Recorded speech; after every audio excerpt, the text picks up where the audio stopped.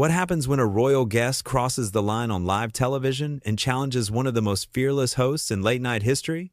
In just 36 seconds, a single comment would turn a routine interview into television chaos and end with a prince being escorted off the set. This is the story of the night Prince Harry walked onto the Bill Maher show and walked off in disgrace. The anticipation was massive.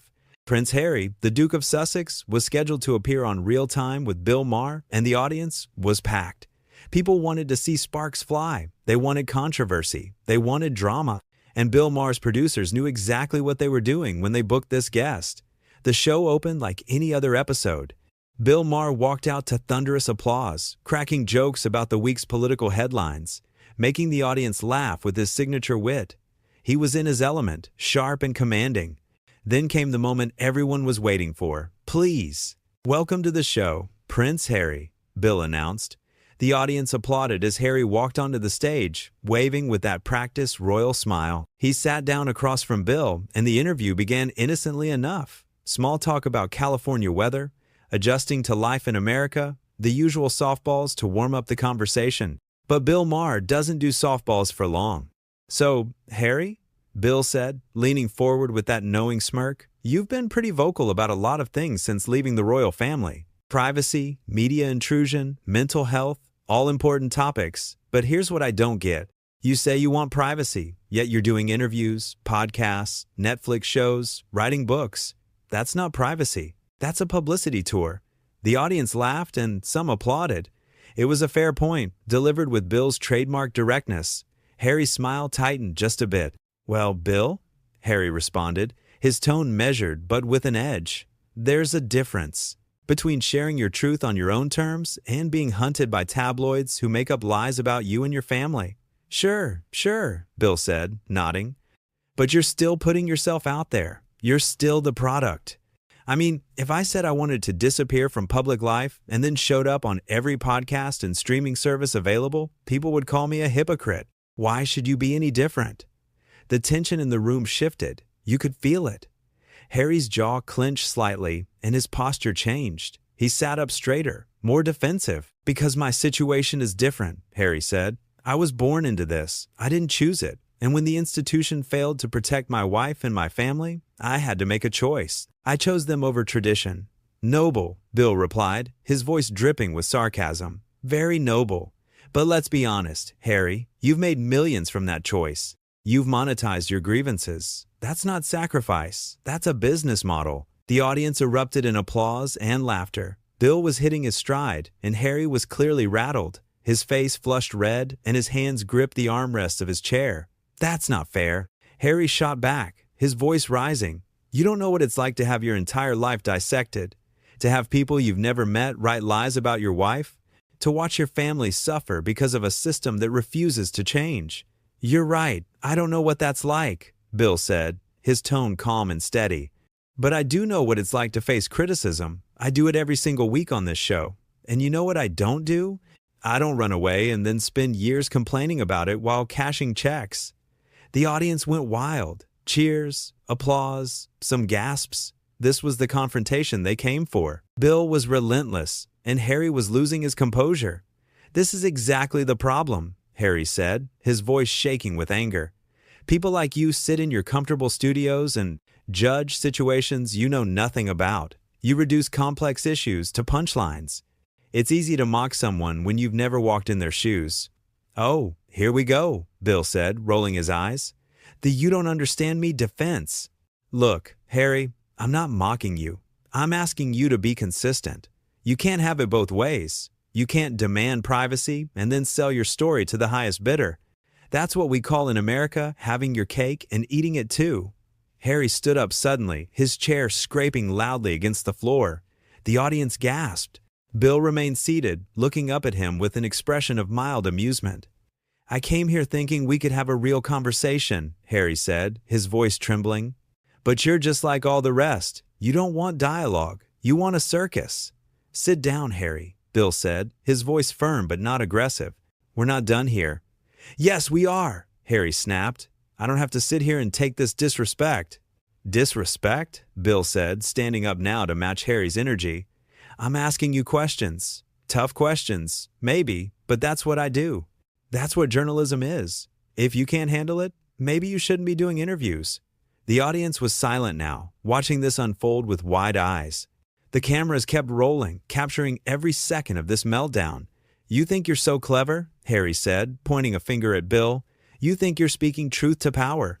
But you're just a bully with a microphone. And you're just a privileged guy who's mad that people aren't giving you a free pass anymore," Bill fired back. "You want sympathy?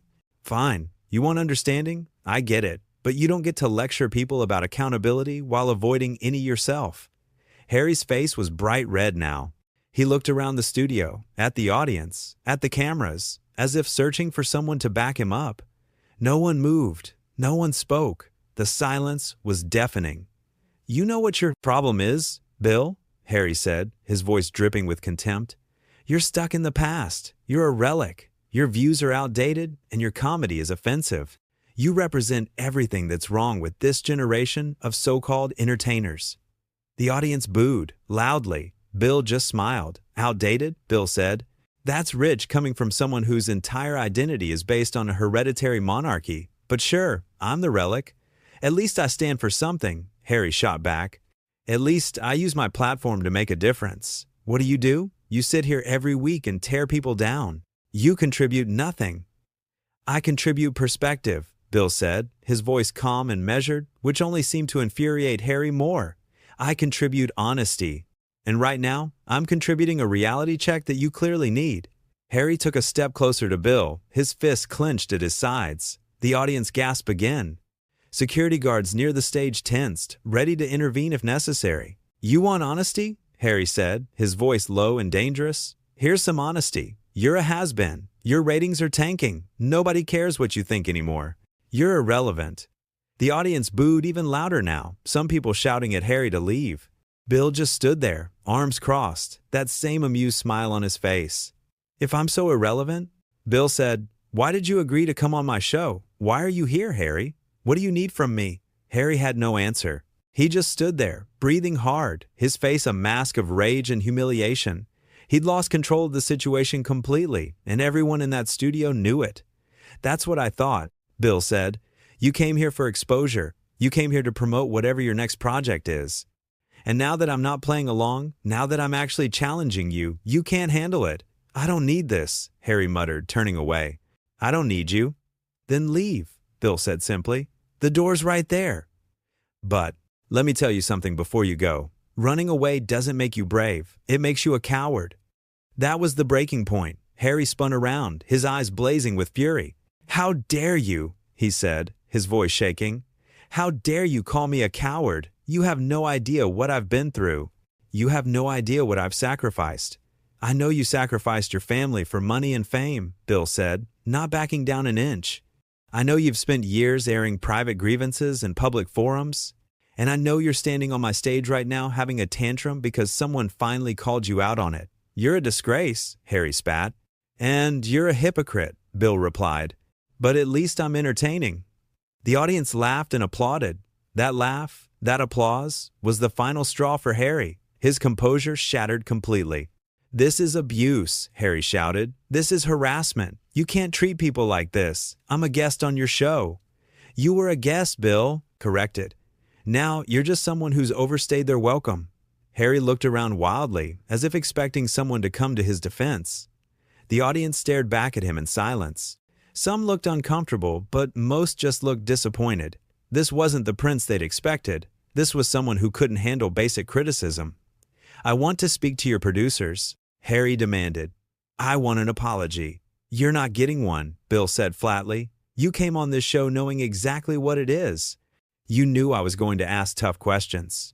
If you wanted a puff piece interview, you should have gone to one of those morning shows where they ask about your favorite color and what you eat for breakfast." "You're impossible," Harry said, shaking his head. "And you're exhausting," Bill replied. "Seriously, do you ever take responsibility for anything? Or is everything always someone else's fault?" That question hung in the air. Harry opened his mouth to respond, but no words came out. He was trapped, and he knew it. Anything he said now would just make him look worse. "I'm leaving," Harry finally said, "and I'm making sure everyone knows how you treated me." "Please do," Bill said. "Free publicity. I'd appreciate it." The audience laughed again. Harry's face twisted in rage. He turned and started walking toward the exit, his movements jerky and agitated. But Bill wasn't done yet. "Hey, Harry," Bill called out. Harry stopped but didn't turn around. "When you get home tonight and you're writing your next memoir chapter about how mean I was to you, do me a favor, include the part where you called me irrelevant and then stormed off my show. That's the kind of irony people love." Harry whipped around one more time. "You're not worth it," he said. "You're not worth any of this." "Then why are you still here?" Bill asked, spreading his arms wide. "Go, leave. Nobody's stopping you." For a moment, it looked like Harry might charge at Bill. His fists were clenched, his whole body was tense, and his face was contorted with rage. Security guards moved closer, just in case. But Harry didn't move. He just stood there, trembling with anger and humiliation. "You'll regret this," Harry said quietly. "You'll regret treating me this way." "I doubt it," Bill said. "But even if I do, at least I'll have great footage for next week's show." That was it. Harry turned and marched off the stage, nearly knocking over a camera operator in his haste to leave. The audience watched him go in stunned silence. Then, slowly, the applause started. It began with a few people and quickly grew into a standing ovation. They were applauding Bill, not Harry. They were applauding someone who'd stood his ground and refused to be bullied by someone who thought their title meant they deserved special treatment. Bill took a bow, that trademark smirk firmly in place. "Ladies and gentlemen, Prince Harry," he said sarcastically. The audience roared with laughter and applause. And that, folks, is what happens when you confuse a talk show with a therapy session. We have to take a quick break, but when we come back, we'll discuss why some people need to learn the difference between criticism and persecution. Stay with us. The cameras cut to commercial, but the energy in that studio was electric. Everyone was buzzing about what they'd just witnessed. Producers were frantically making phone calls. Audience members were pulling out their phones to text their friends about what had just happened. And somewhere backstage, Prince Harry was probably realizing that he'd just made the biggest mistake of his media career. Bill sat back down at his desk, and his producer rushed over to check on him. "Are you okay?" the producer asked. "That got pretty intense." "I'm fine," Bill said, taking a sip of water. "That was great television. Do you think he'll sue?" the producer asked nervously. Bill laughed. "Let him try. Everything I said was fair." Comment. "He came on a political talk show and got mad when we talked politics. That's on him, not me."